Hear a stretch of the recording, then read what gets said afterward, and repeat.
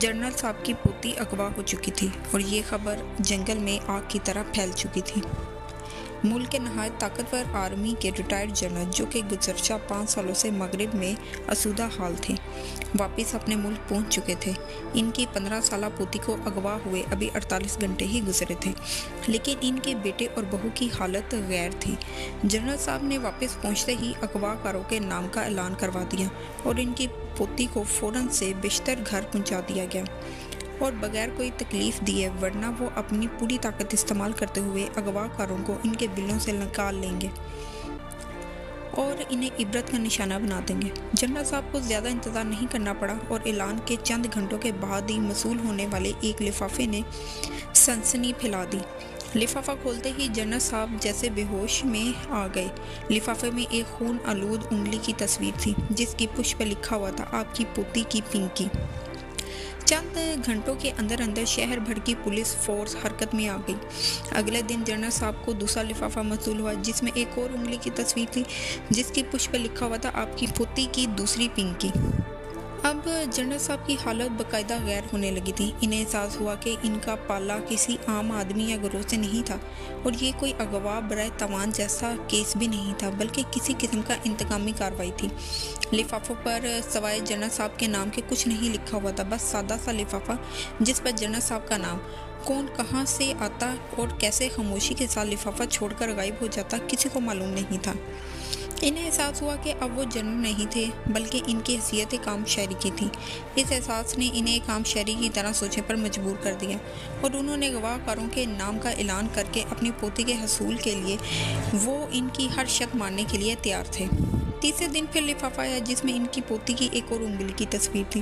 تصویروں کی جدید ٹیکنالوجی بنیادوں پر جانچ کی پڑتال کی گئی تو تصویریں اصلی انگلیوں کی ثابت ہوئیں۔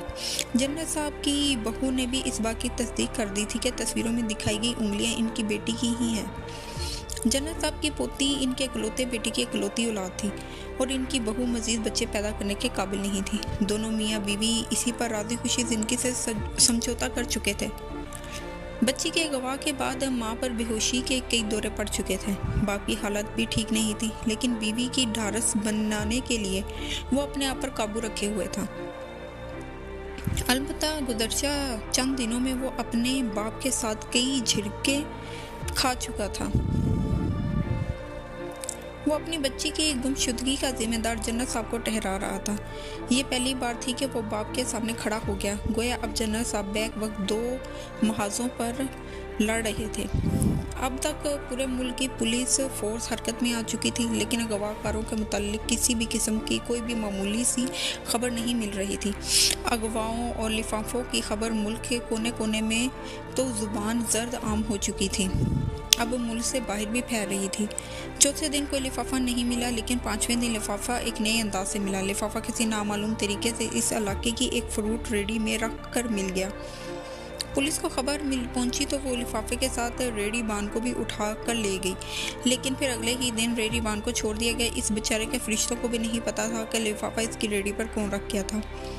لفافوں کا سلسلہ بند نہ ہو اور روزانہ ایک نیا لفافہ لوگوں کو کہیں نہ کہیں سے رکھا مل گیا۔ ہر لفافے میں جنرل صاحب کی پوتی کی ایک خون آلود انگلی کی تصویر ہوتی، یہاں تک کہ اس کے دونوں ہاتھوں کی 10 انگلیوں کی 10 تصویریں موصول ہو چکی تھیں۔ اب تو پولیس فورس کے ساتھ نہ صرف ملک بھر کے سیکیورٹی سارے ادارے بھی شامل ہو چکے تھے، بلکہ ملک کا سب سے حساس ادارہ بھی میدان میں آ چکا تھا۔ آخر جنرل انہی کی فیملی کا بندہ تھا۔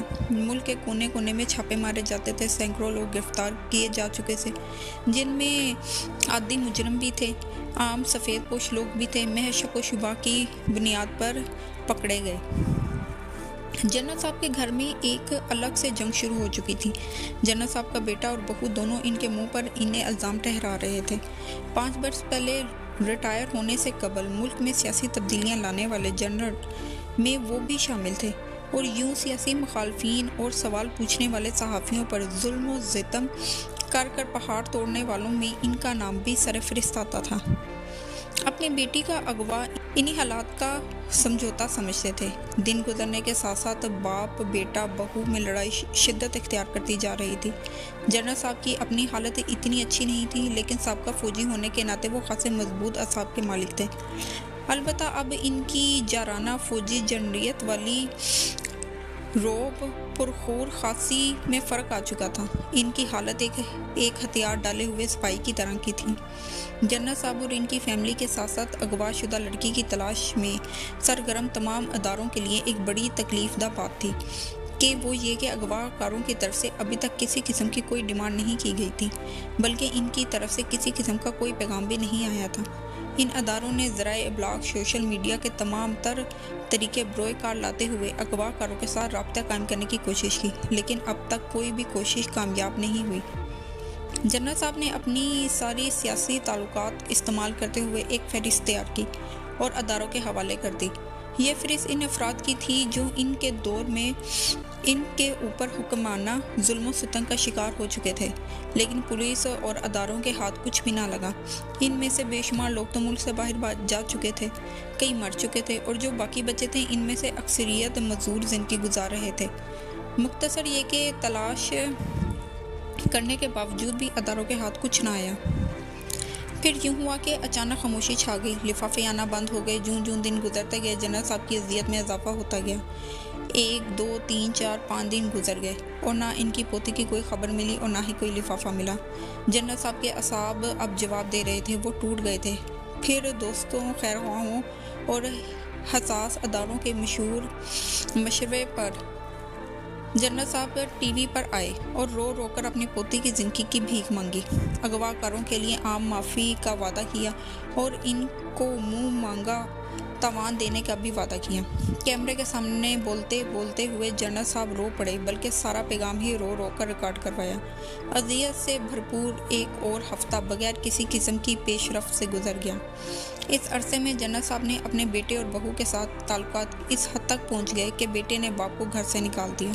जन्नत साहब तो वैसे भी टूट चुके थे और इस हादसे में रही सही कसर भी पूरी कर दी।